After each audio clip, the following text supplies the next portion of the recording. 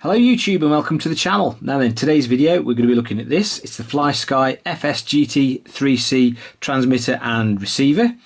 Now I've bought this out of my own money off Banggood, and I'll put a link in the description along with the price I paid for it.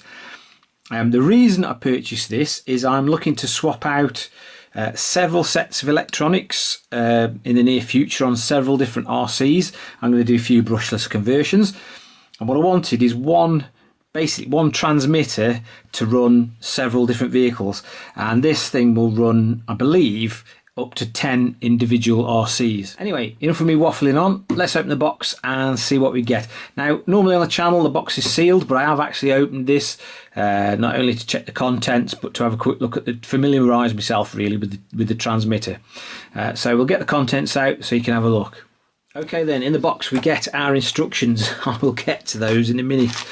We get one receiver, and it comes with a little binding tool and a little pole for the aerial. And we get a spare handle for the grip on the transmitter. This is basically, if you've got larger hands, you can put this larger grip on basically, but I haven't bothered, to be honest.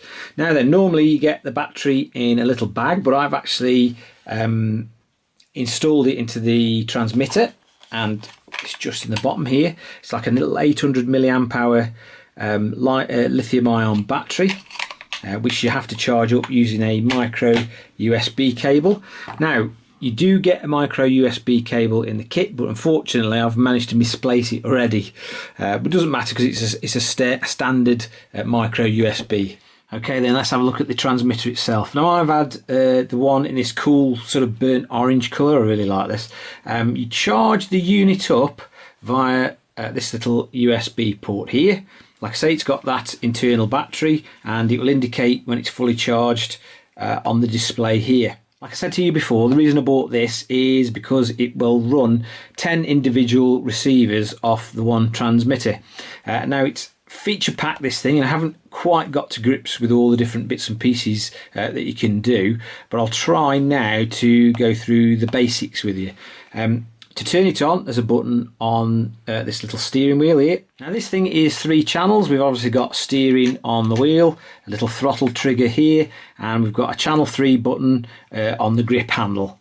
The controls for which you can also trim up the 3rd channel using these buttons, and you've also got a dual rate for the 3rd channel as well. Now this transmitter is very feature packed, and I'll do my best now to go through some of the options in the menu. The first of which, I'll use this little jog wheel here to cycle through them as well. Just press that. Now the first one is model. We can use that to select which receiver or which one of 10 receivers we want to connect to.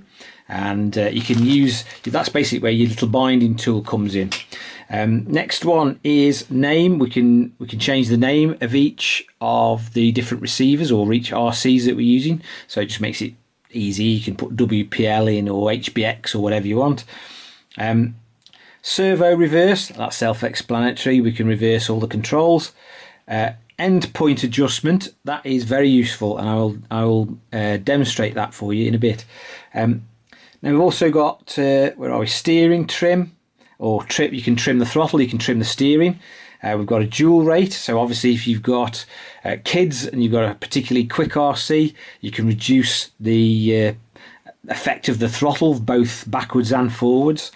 Now exponential, that's a bit more of a complicated one, but I believe you can actually modify the response curve of the different controls. Now let's say you wanted all your steering actuation in the last sort of quarter of a turn on the wheel. You can actually use that function to modify the response curve to do that. And last but not least, we've got an ABS button here which allows you to adjust, it's called auto brake system, but it allows you to adjust the braking force when you come off the accelerator, if you like. Now I can't go through every function in the menu here because otherwise we'd end up with a really laborious video, but I am going to show you or demonstrate this function which I think is quite useful, and that's being able to set the endpoints for the servo, in this case the steering servo.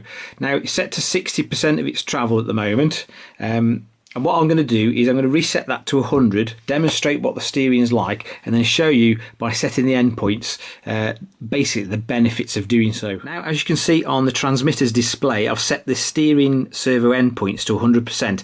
So that basically means that the servo has now got 100% of its travel back. And if I show you on the truck, if I turn it over, you can it's probably easier to tell that, see how it's pulling the axle left to right? Because the servo's basically trying to pull the wheels further than the end points on the axle.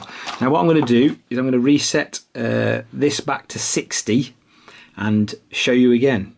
So how we adjust it on the transmitter is, again, we use a little jog wheel to cycle through the options until we get to the one we want, which is end point adjustment.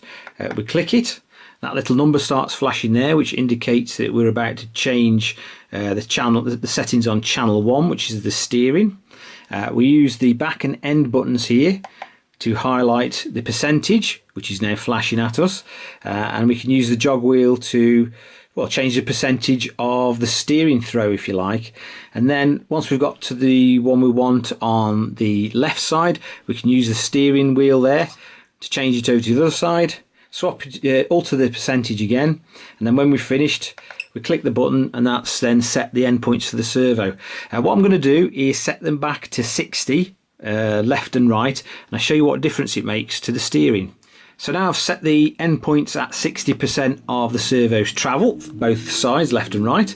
So if I turn the truck over again and turn the steering wheel, if you like, it's basically set the endpoints of the steering servo to the endpoints, or the mechanical endpoints, if you like, on the actual axle itself. So you're not pulling on anything anymore. The steering is literally turning only as far as the axle endpoints, if you like, will go. So this endpoint adjustment on the steering basically eliminates any of the extra stress you might end up putting on the servo and or the steering gear.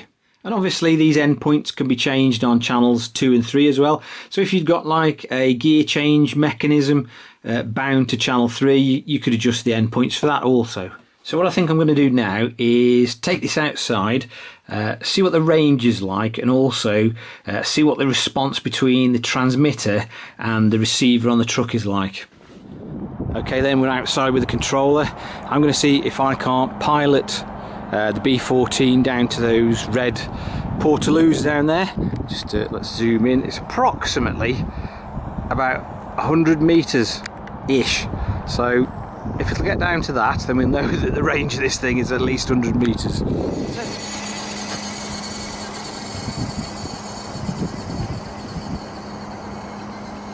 Okay then, I think I've got it down to, I can't really tell because it's that far away. I think I've got it down to the fence. I don't know if you can see I don't know if you can just about see the red lights on the B14 there.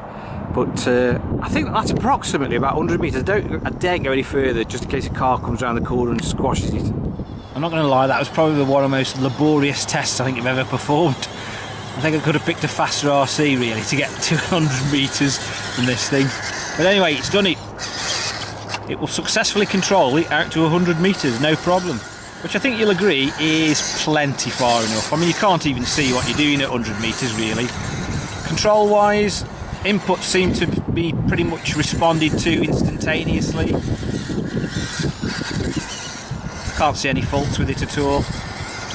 Every time I press something or turn something, the RC responds. So control wise, I think this controller's spot on. Right then, back inside, and I tell you what, it's getting a little bit chilly out there here in the UK. That wind today is absolutely biting. Anyway, what did we think of the Flysky FS-GT3C transmitter and receiver kit?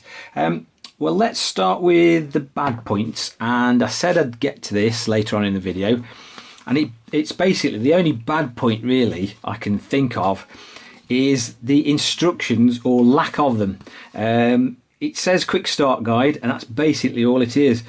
And the instructions consist of fitting the battery, turning the thing on and binding it to the receiver, and that is it. Any of the other functions, you're going to have to work it out for yourself. Now, thankfully, one of the good points about this transmitter is that there are tons of videos out there showing you the different functionality of all the options. So it's not much of a hassle to go on YouTube and find out what you need to know. But the instructions are an absolute joke. Right then, the good points. Now the first one is the range. I took it to about 100 meters approximately.